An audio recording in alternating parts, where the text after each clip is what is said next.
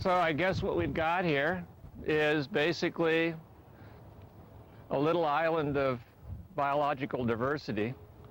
I guess you could say it's a little island within North America, or within Montana, or within the Missoula Valley. Basically, this site has gone through a lot of changes. Probably the first would be it being under Lake Missoula. And with the repeated drainings, basically the valley bottom eroded to its current level. What it really looked like prior to the last glacial advance, who knows?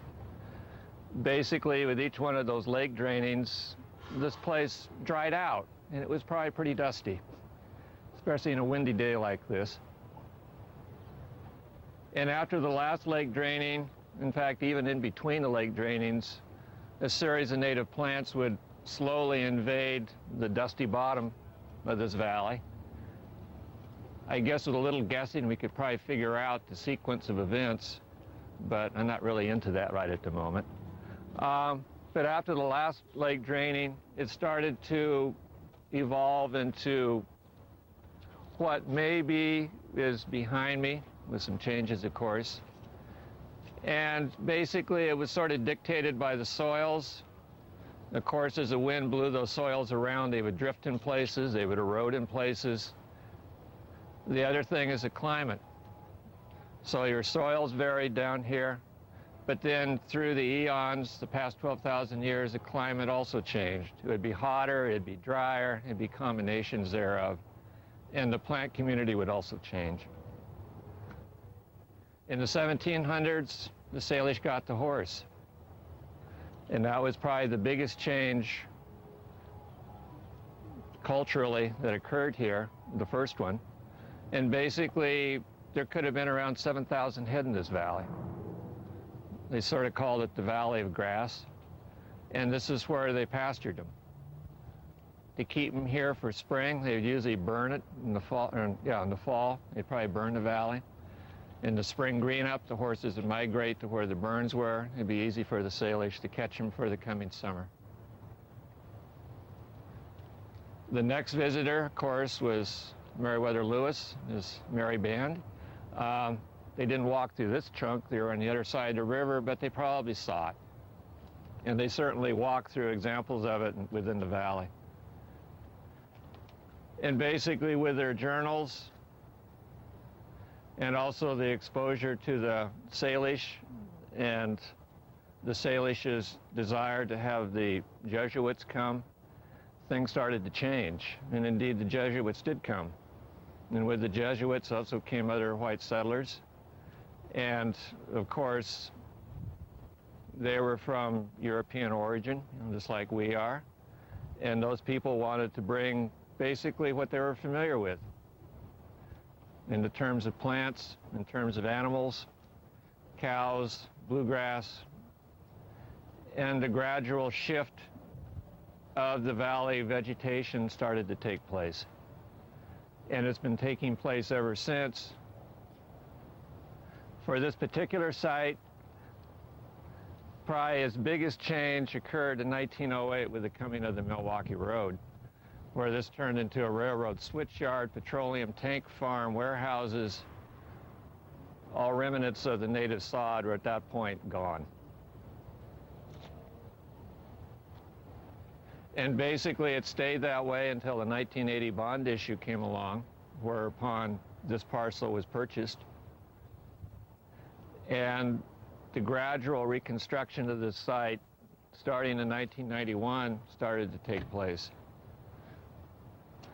Some of the problems that we have here, we could probably blame on our relatives or maybe even ourselves. One that you see, cheatgrass. Supposedly it was originally introduced to the Central Valley of California. The cattle there had grazed out the native sod. They needed something to replace it with. This was it. Greens up very early in the spring. Of course, come June, it's useless, but at least they had something in the spring for those cattle to graze on until they could push them up in the mountains in the summer. With the coming of cheatgrass, you also have another problem that this landscape is going to have to deal with, and that's fire. And basically with cheatgrass, some people sort of say it's like putting gasoline on the landscape. Light a match to that and it goes real fast.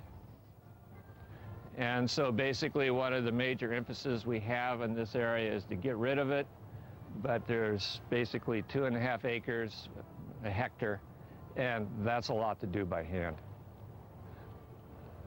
Plants such as knapweed are no longer a concern for us. Same with leafy spurge, Dalmatian toadflax, sulfur cinquefoil. Basically name the weed and we had it here. Bindweed is still a problem. I think that's probably the major problems that we have. So I guess what we can do is sort of walk into this a little bit and look at some of the native plants and sort of explore this little island diversity within a sea of European landscapes, which seems to be enveloping the valley. So I might as well look at stuff in here, and if you have any questions,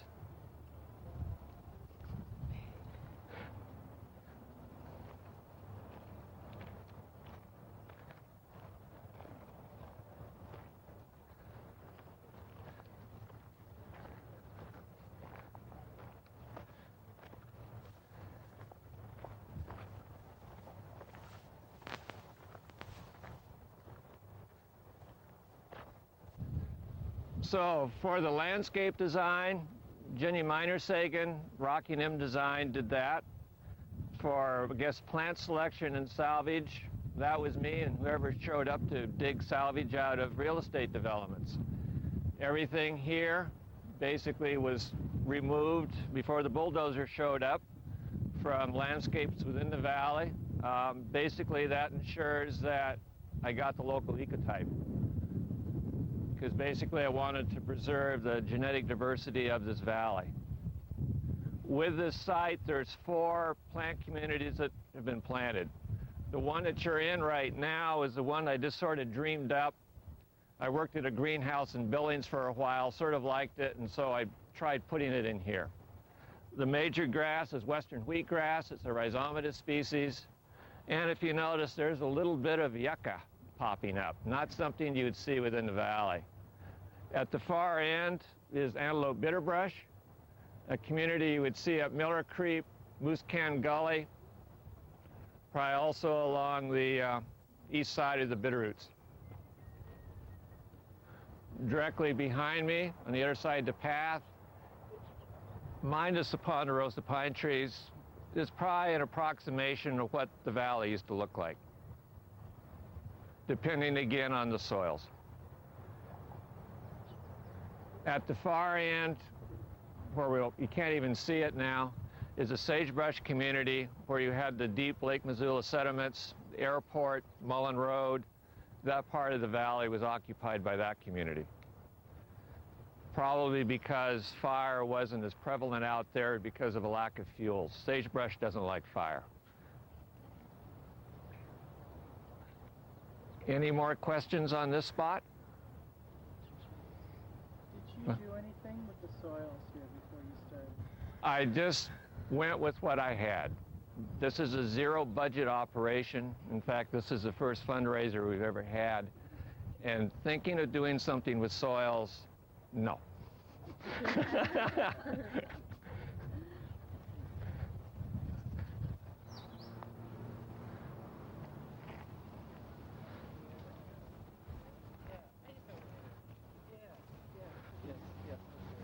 So here we have probably the moistest site I can get with a little bit of shade, although the soil, if you notice, isn't all that great. And so within here is where I seeded in the Clarkia. And this might be a one-year show, we don't know, because it sort of likes disturbance more than a lot of competition from the grasses. With this plant, it was named after William Clark. He collected over in Idaho. But basically, to me, this is the other twin to Bitterroot, which of course is named after Meriwether Lewis. And Just yesterday, I had a bitterroot, in fact, there's still one blooming right over there in the corner. That's the last one. But if you're going to have a Lewis and Clark garden, you should have Clarkia and Lewis.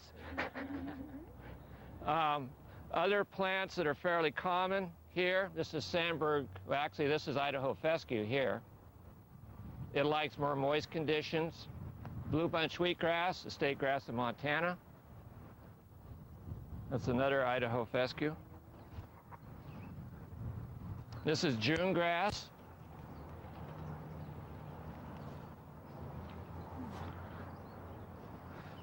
And this is the Sandberg bluegrass. So both of these, or all of these, are fairly common for these situations.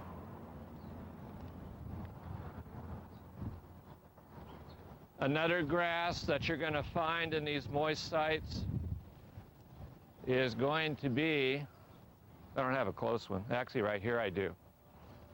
This is rough fescue. And up in the South Hills, there's a salvage going on. It has been for several years now. This is a primary species that you get up there. This needs a very deep, moist soil. So out here where I've got a lot of railroad ballast and stuff, it's not real happy. It's going to hang on, but don't expect it to consume the world here. Another one that's fairly common, this right here is western needlegrass. This is one of those grasses that gets stuck in your socks. Not as bad as cheatgrass, however.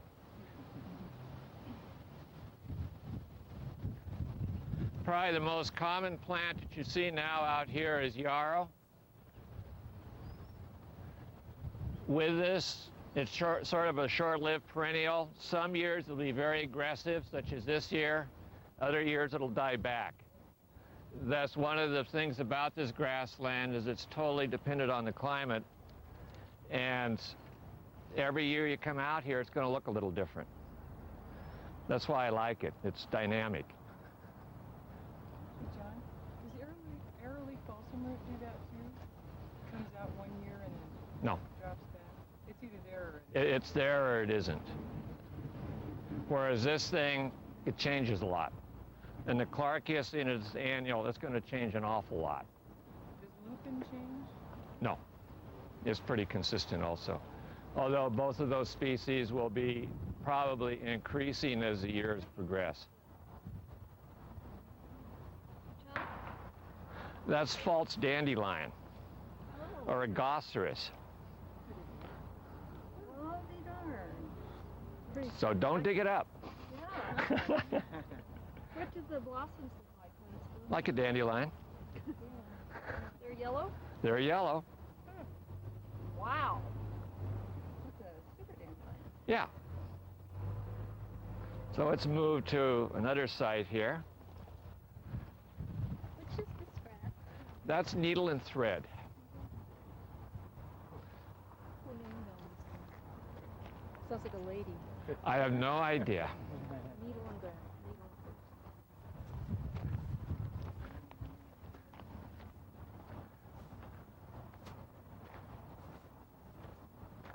So behind me is a sagebrush community.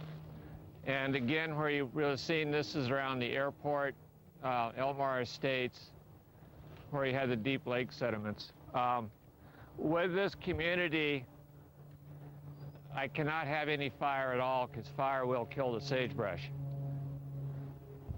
Where this came from was actually Elmar Estates. This is one of our first big salvages. And basically, it was just simply going out there again and hand digging everything by hand and bringing it here. The part that we walked in behind us was done a little bit differently. I contracted a front end loader and a dump truck, and we actually scooped up the top 6 inches of some roads in the Circle H development and basically came down here and dumped it. Whereupon 50 high school students from Hellgate came down and had a big dirt fight, and in the process planted probably what would take us about 6 years to plant by hand with a pickup load a night coming in. But basically, through the efforts of an awful lot of volunteers, We sort of created the view that's behind us, which hopefully the Native Americans would find familiar, which Meriwether Lewis would also find fairly familiar. But at the moment, for a lot of people who live in this valley, do not find familiar, seeing because it's basically disappeared from our landscape. But with the creation of this site, hopefully people will become more familiar with what I call basically Missoula's signature landscape, which has been here for thousands of years but only recently disappeared. Any questions? Do you have any trouble getting plants established since you don't have any source of irrigation? My theory is if I put it here and it makes it, it belongs. If it doesn't make it, too bad. With some things such as balsam root and lupin, you cannot move them. You can only do that by seed. And so for those species, I seeded them in. The same with the Clarkia, that's the way I put that in. I just come out here and decide, well, let's try it here this year. And that's that. That's why you just see the Clarkia along that little stringer, because that's where I put the seed last year. So I do things like that now and then. But for the most part, if it can't make it here, then it probably doesn't belong. John, do you use the seed heads of things that are thriving and sprinkle them around in other places? No. Once they're in, they're on their own. Marilyn Marler and basically her restoration efforts will come here. In fact, they were here this morning and collect seed for the restoration of Missoula open space. So that's one of its uses. It's a type of landscape where it saves the city a lot of money for buying seed. You don't have to mow it, you don't have to water it, you don't have to spray it. I guess as long as I'm around to weed it. But that will be a problem once I disappear. Someone else will have to carry the torch. But for those who come down here every year, if you notice, every year it gets stronger. And for those areas now that are basically pretty much restored to their historic condition, you're not going to find the cheatgrass in them. You're not going to find the Japanese brome. They can't compete. You will have to go in and occasionally pull out the knapweed, but you might be looking at only 20 plants throughout the whole grassland. And it'd be something in maybe a few days' time you could do it. That state has not been reached yet for most of this grassland, unfortunately. Especially this chunk behind me. This was almost solid cheatgrass about 3 weeks ago, and just recently we pulled it out. This piece isn't there yet. We're too open. How did you start the prairie buttercup? Came as salvage, and it spread from there. You didn't sow seed. It's self-seeding now. Okay, good. I mean, I think about 10 of them came in and salvage, and now there's probably several hundred. That's the way this place works. Nice springtime.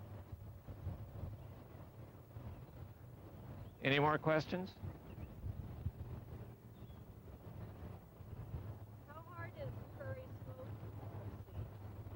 I haven't tried it. All my plants are from salvage. It has yet to self-seed. They have yet to self-seed? Mm-hmm. They haven't spread. The only way they're spreading is by rhizomes. Pretty seeds. They're pretty, but who knows? Maybe after a fire they would do it. Who knows? John, when are your volunteer hours? When can we come and help you weed? Mondays, 6:30 to basically whenever we get tired of doing it. Is that every Monday through the summer? Every Monday through the summer. Although I'm not here every Monday through the summer. Hopefully somebody else would be. Are you going to do fire, or have you done fire? No. You can't. Because of I'll be very happy if there isn't any, but I assume that sometime someone's going to dump a cigarette in it. Usually people come down here on the 4th of July and shoot fireworks into it. It's going to happen, but I do have it divided by trails. It's pretty easy for the fire department to drive in here and give it a big squirt. But if it happens, you know, in this part, no problem. But in this part, I'm going to have to replant the sagebrush. The sagebrush is the main thing that you lose. And the antelope bitterbrush on the opposite end. Everything else will come up. The pines I pruned up so they're above the flame path, so they should be okay. Although I probably should go up another whirl, but I'll do that this fall. Every year I push them up a little bit. They look like good driving, those pines. I think they're actually doing better than the ones on the watered part.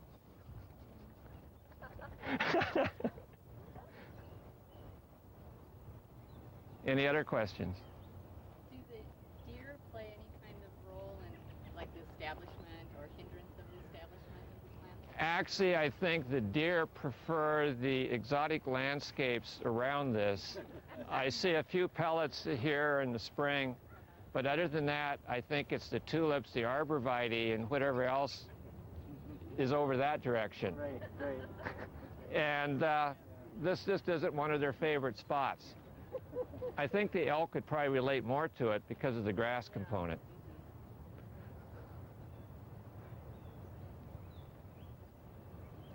Anything else?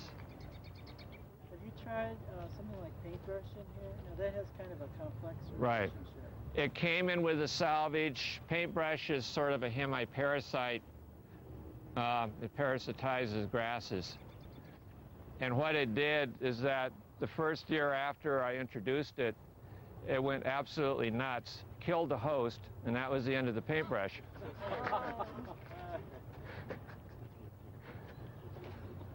How does the parasitic relationship work? I mean, where does it? It's root attachment. Oh, I see. There's also another one called owl clover. There was a recent write-up in the Missoulian. Again, that was here. It lasted about a year or two, and then it disappeared. I assume I'm just too dry for it. And it might be the same way with the paintbrush. This is a fairly dry site, and I think it likes a little bit more moisture than what I have to offer. You know, maybe where the Clarkia is, one of these days I'll go and jumbo collect some seed and dump it.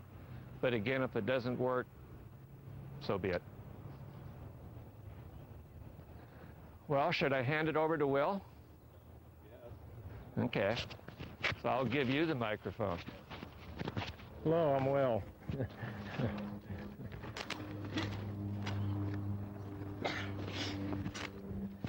The butterflies are a little more complicated because, first of all, I guess to get you familiar with them. One of the things that has happened through the last several years when I'm doing the butterfly workshops or tours is that I find out a lot of people only know a couple to three butterflies. And sometimes you get people that know that those big yellow ones that go by with the black stripes are monarchs. Well, actually it's a pretty weak area for monarchs because monarchs are true to wild milkweed, and you can't just plant a patch of wild milkweed like out at Fort Missoula in a butterfly garden and expect more monarchs. Now perhaps one of these years the monarchs, when they pass through Missoula, will stop there, and they might even create a generation. They may lay eggs on the milkweed. That enters into a new area, host plant. Most people think of the flying flowers and the flower combination. Flowers are pretty, so are butterflies, and they have this limited knowledge that they're expressing to me that they sip sugar water. Well, what I keep trying to do is show people that butterflies are very dynamic, cold-blooded animals, and they have all kinds of character, and they have all kinds of variety and character. So for starters, I'll give the ones of you that want a list of the butterflies that can be found in Missoula County. There's a couple here I don't want you to have. Let's see where, oh no, you can have all these.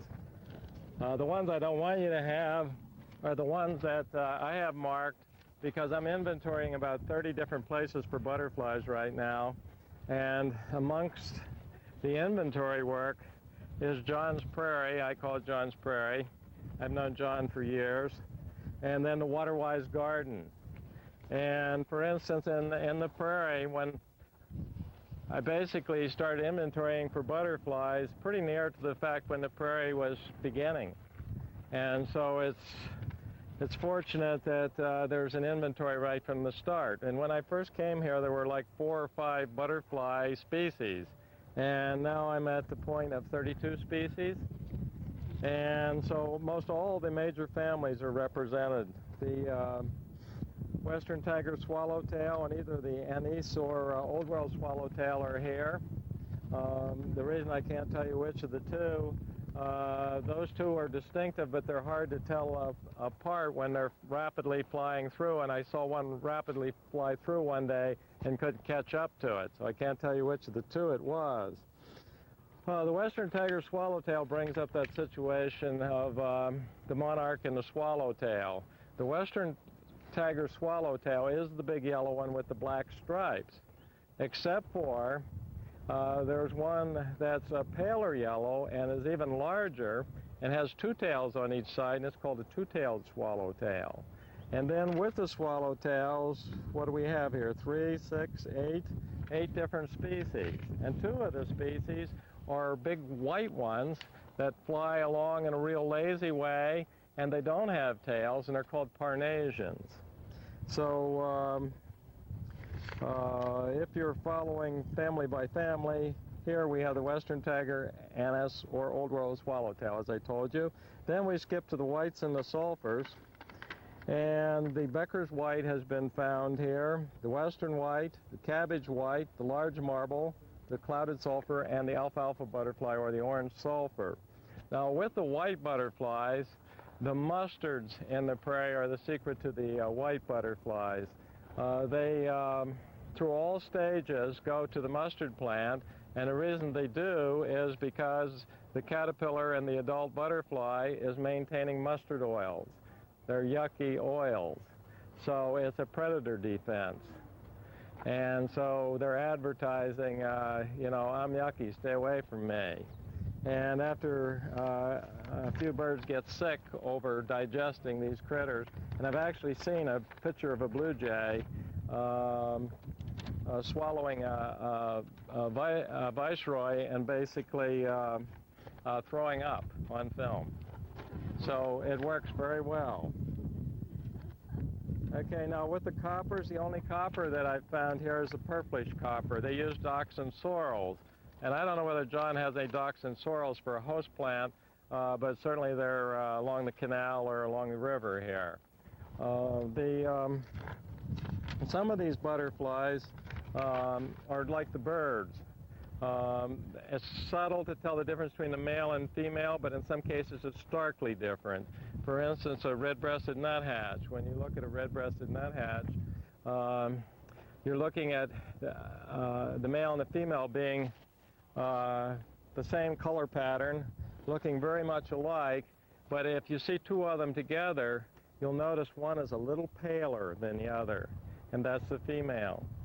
And like with your robin, you have a robin that comes along, has a real pale orange breast, and you have one with a bright orange breast. Well, the pale-breasted one is the female. And the purplish coppers are radically different as far as the females and males are concerned. Now, my favorite family, the hair streaks and the elfins, I have found none of them here in the prairie, but in the Waterwise Garden, I have found the brown elfin. And Madeline, if she's still around, I don't see her. Oh, are you still here, Madeline? She's up that way. Okay. But anyways, I have a list for the Waterwise Garden, and that's her design and 26 species there. But most anything that I've found there would be here or vice versa, because these habitats are so close together. Blues, I have found the Melissa blue and the Waterwise blue Icaricia icoroides. And the reason I have found now the Bois-de-Vals blue is because John has lupin established. And the Bois-de-Vals blue in the literature supposedly never gets 50 feet away from its host plant. And so until he brought lupin in, there were no Bois-de-Vals blues. And he perhaps may have brought the eggs or the caterpillars in with the transplanting. Okay. The blue butterflies, that's another interesting situation. Look how many different species are on this list, right? People keep coming up to me and they say, hey, I've seen a little blue butterfly. They're about like this wingtip to wingtip. What is it? Well, what I'm trying to get people to understand so that I can answer the question, because I want to answer the question, is they need to look under the wings for most of these families, because most of the identification is much easier under the wings. The top side is the show, and the underside are the unique patterns. So all of these families, there are, like all the blues, are pretty much the same size. They're pretty much the same size, and the males are different blues and purples, but it's a real subtlety, and it's hard for you to come up to me and describe the type of blue you saw on your particular blue in some habitat somewhere.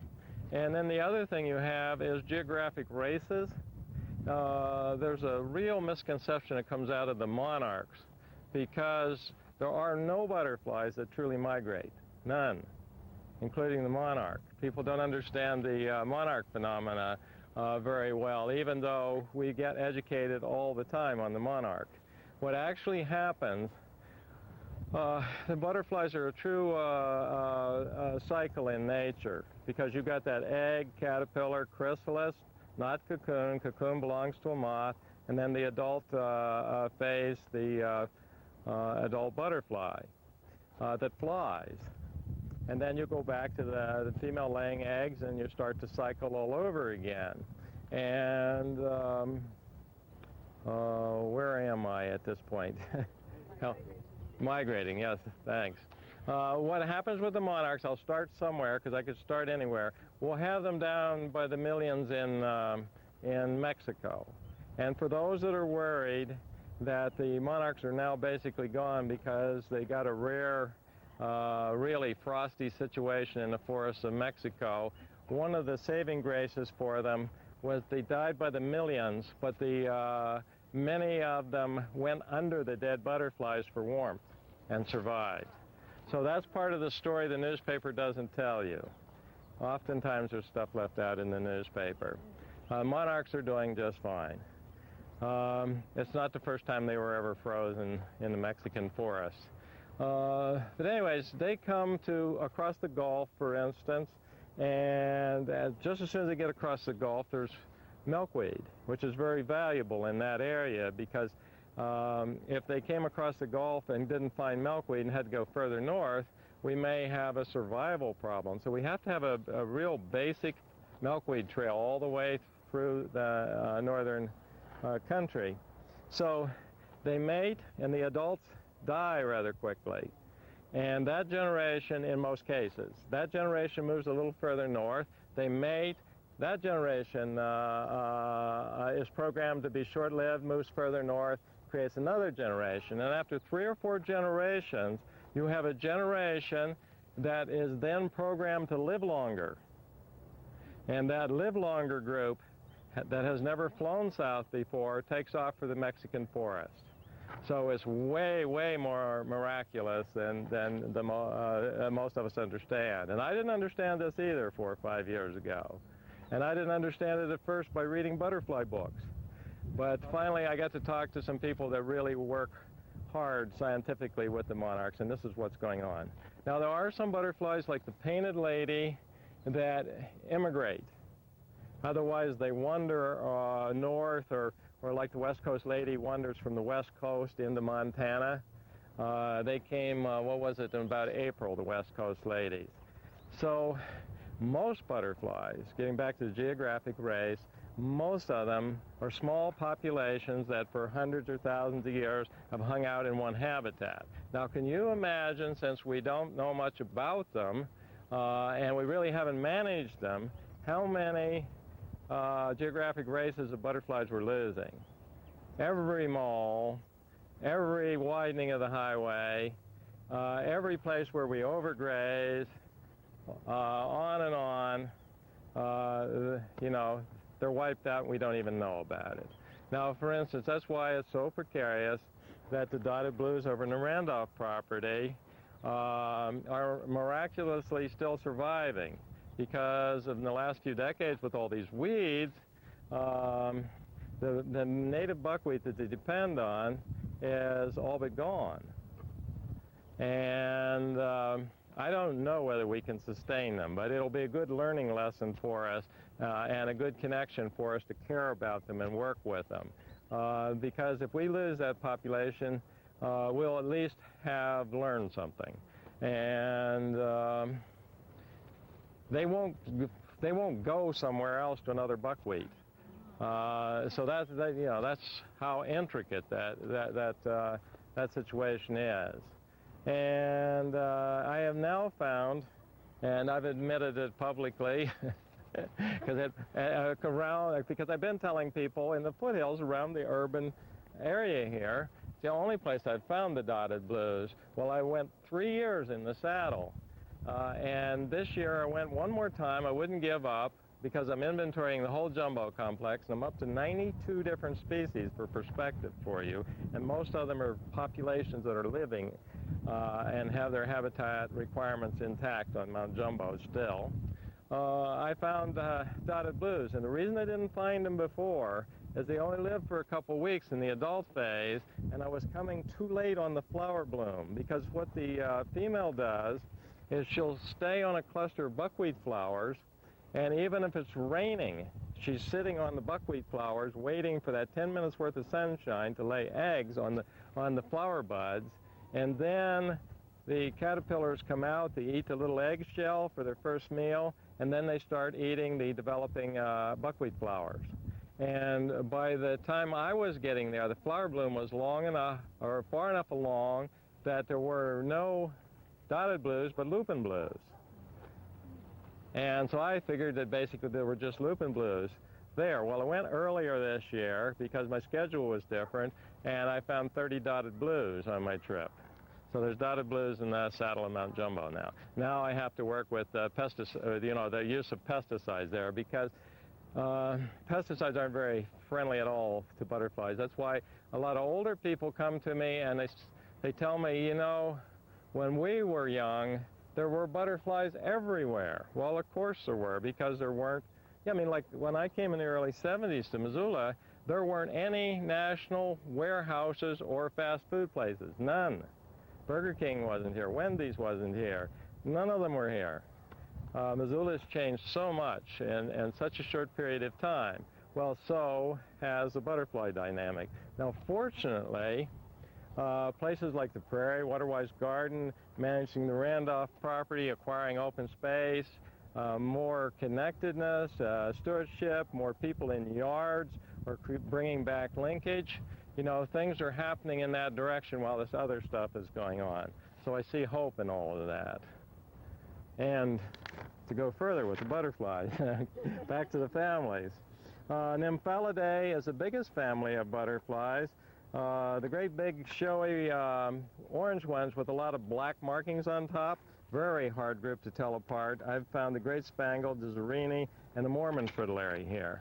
And by the way, I close my season each year when I don't have very much time usually to get out very far, and things are getting sparse with butterflies anyways, at the rabbit brush down here and the rabbit brush here, because the native rabbit brush and the asters and what is that yellow one, hairy golden aster, plants like that are about the only thing that we have that are native, that are flourishing, that butterflies love, because butterflies need thin nectar, a thinner nectar, you know, because they can't get their proboscis plugged up.